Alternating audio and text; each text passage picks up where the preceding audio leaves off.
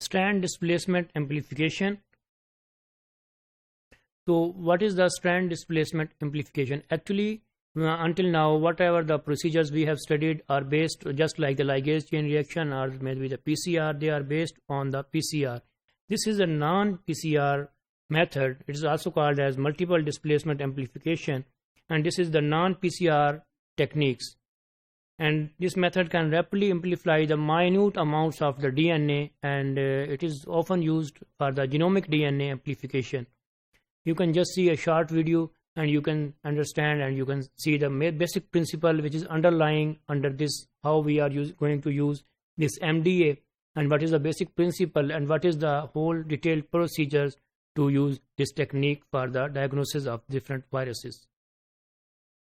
I'm Dr. Seifert with TampaPath.com, and I'm here to explain strand displacement amplification, or SDA, a molecular technique. SDA is an isothermal technique for the detection of DNA or RNA targets.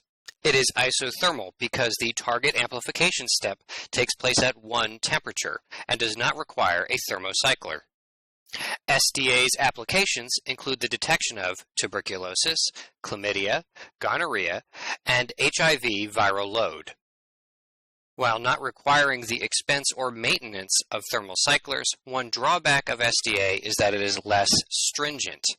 Primers can non-specifically bind to the template. The process itself uses two special primers. The goal of the target generation phase is to generate a new special version of the DNA target we want to amplify. The reaction mixture contains deoxyuracil, guanine, adenine, and thiolated cytosine. In this example, we will be using a DNA template, and this example shows modification and amplification of only one strand. The amplification primer contains a special restriction enzyme cut site and is specific for a known region of the template DNA. Upstream of this binding site, the second primer, the bumper, binds.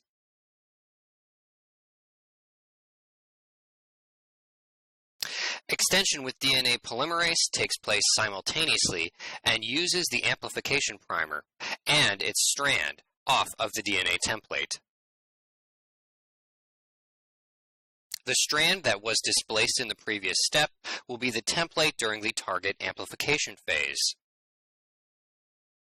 The modified strand, which has hybridized to another opposite strand, contains the restriction enzyme site that was present in the amplification primer.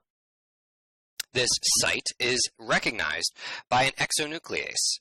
Normally, exonucleases cut both strands of DNA when a site is recognized. However, since our reaction mixture included thiolated cytosine, the exonuclease only cuts one strand. This is called a nick. DNA polymerase recognizes the nicked site and synthesizes a new strand, starting from that position. This displaces the previous strand. This process of nicking, extension, and displacement occurs over and over again for both DNA strands exponentially.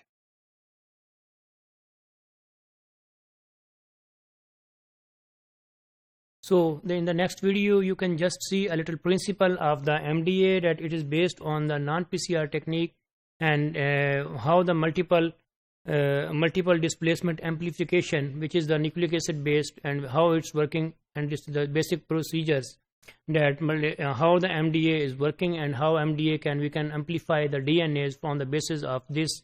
It is also because of the different strands. It is based on the strands. Therefore, it is called strand displacement or the multiple displacement amplification.